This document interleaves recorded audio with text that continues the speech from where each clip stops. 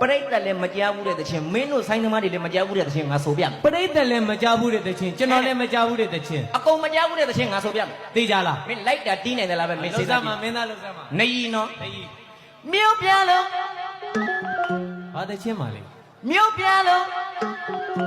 ပြောလေပဲအမှန်တကယ်တမ်းတော့တွန်းနေကြီးတစ်ခုလိုပါပဲကွယ် မနည်းနည်းကြားဘူးနေတယ်လို့ ငါကိုယ်တိုင်မသိကြတဲ့ဘယ်လိုများလဲဟဲဟဲဟဲမုတ်ဆိုးဖြစ်လိုက်တောင်းဖြစ်လိုက်ကွယ်ပရိသတ်ခမရတို့ကျုပ်တို့မှုစေလူသားတွေနေထိုင်နေတာဟောတာကြီးကိုမြို့ပြကြီးလို့ထင်နေပေမဲ့တကယ်တမ်းကျတော့ဒါကကိလေသာအမောင်နဲ့ဖုံးလွှမ်းနေတဲ့တောအုပ်ကြီးတောနဲ့ကြီးပါထားကြောင့်လေကျွန်တော်ကမြို့ပြလုံးပြောလေပဲအမှန်တကယ်တမ်းတော့တွန်းနဲ့ကြီးတစ်ခုလိုပါပဲကွယ်ငါကိုယ်တိုင်မသေးကြတဲ့ဘယ်လိုများလဲဟဲဟဲဟဲမုတ်ဆိုးဖြစ်လိုက်တောင်းဖြစ်လိုက်ဝဲ ဟိုကျွန်တော်လည်းကြားဘူးနေတယ်အဲ့ဒါမင်းသားကျွန်တော်ကိုရှင်းပြအောင်ဒီတခြင်းဘယ်သူဆိုတာလဲ ဟမ်ဒီစစ်ဆိုတာမင်းမသိဘူး မ ပေါ့ သိဘူး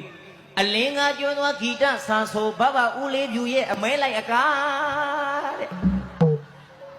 မင်းငါလို့ဘယ်မင်းသားဆိုတော့ငါလို့ကြိုက် အဲ့ဒါကြောင့်ကြားဘူးရတယ်လုပ်နေတယ်စိုးတော့မစိုးမင်းသားဒီတခြင်းကိုနေစည်းထဲမှာထည့်သူသွားတာကျွန်တော်သဘောကျတယ်ဟဲ့မင်းသားနောက်ဆုံးတစ်ခုလေးပဲကျန်တော့တာဝလက်စည်းလေးကိုကျွန်တော်ပြိတ္တာကိုအစိုးလေးရောအကလေးရောမင်းသားဖြောပြပေး ဝလက် ဝလက်စည်းလေး အကလေးရောပါမယ် အကလေးရော ရတယ်ဟဲ့မြို့ပြန်လို့ပြန်လဲပဲအမှန်တကယ်တမ်းတော့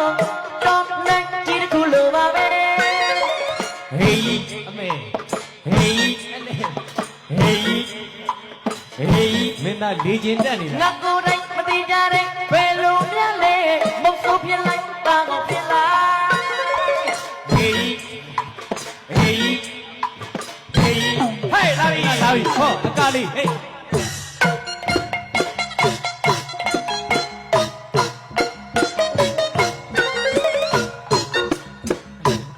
မင်းသားတစ်မျိုးလေးကြောင်းမယ်ဟောလာပြီဟေးဟော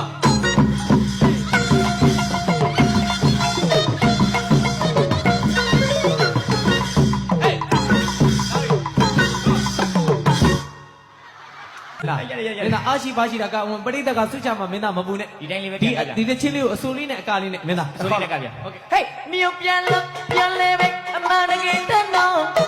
တော့နိုင်ဒီတစ်ခုလိုပါပဲဟေးဟေးဟေးဟေး မင်းသားအကလေးလာပြီ